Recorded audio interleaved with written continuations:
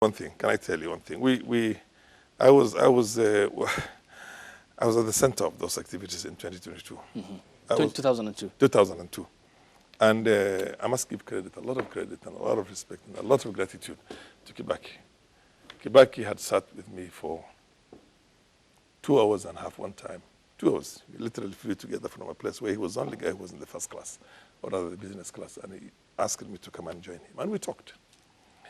And another time he called me to his own office and he told me, listen, I want you to be in my government. I've won. And which is true. For all intents and purposes, everybody saw him winning 70%. But I could not leave myself. My conscience could not leave with the manner at which it was arrived at for him to become our presidential candidate and to become the next president of the country. At the personal level, I had a lot of respect for him. But the manner in which Raila went in there and said, Kibaki Mwanamjua, Sanatosha, and then became Kibaki Tosha. For me, I even said, let's constitute together some small electoral college and arrive, because I was in the summit that time, and arrive at what do you call a favorable candidate. That was not accepted. And he came into power. And I said, no. I left. Charity Ngilu called me, Kibaki called me, all of them just to reward me for what they felt was a very steadfast, a very principled young man from the province north, was in the position when it was the most, politically incorrect thing to do. And they basically wanted me not to be out of that government. And I refused. But you know what? The same guys whom I actually went to Kibaki and I told him, why don't you bring on board my team? If you want us to work together. You, Nyachai, Muite, and a number of other guys there. The late Kibaki Akones and everything. And he told me, he doesn't care about the others. Kibaki Akones, yes, I have no problem with sitting now with Kibaki Akones. And you, but I'm not going to sit down with the rest.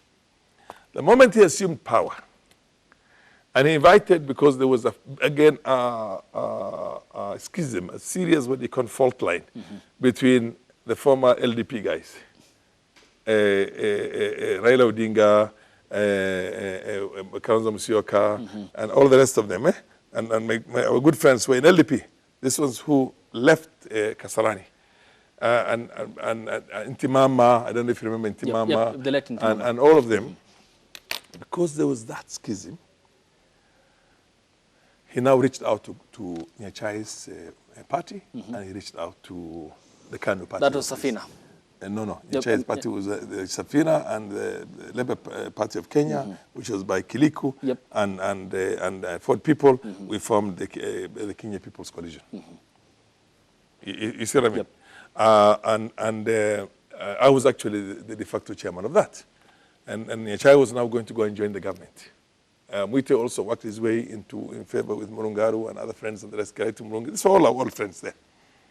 None of them as much as even came to me to tell me, is this happening?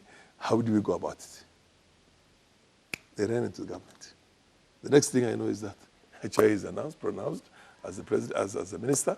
And Murungaru was there from the beginning in that system there.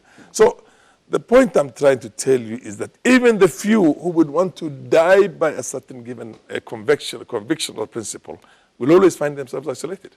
You find somebody with you all the time because his interest is not served. The moment that interest is going to be served, he bolts out. That person bolts out. Muita was not appointed into the cabinet at that time, but basically worked very closely with Mungaro and Kraito and the rest of them. So you then find yourself alone, who is out there in the fence on a matter of principle. And such people are very few, far apart, and I don't think there's any left right now. Let me be honest with you. Because I see even those old academics and scholars and the rest of them who are with us in NASA. And how right now they are sucking up. And the example that you have given. Dr. Otiji, again, let me just... you'll respond to that, but then again, I'm just concerned about the political formations of political parties in the country. And many are questioning the reason as to why this seems to be happening, yet Kenya remains stable. And would you mind providing an answer to that and the lacking principle that ought to be underpinning political parties? Jubilee Party appears to be now disintegrating. The opposition NASA Super Alliance, according to the words of Bungoma County Senator Moses Wetangula, is oozing political blood.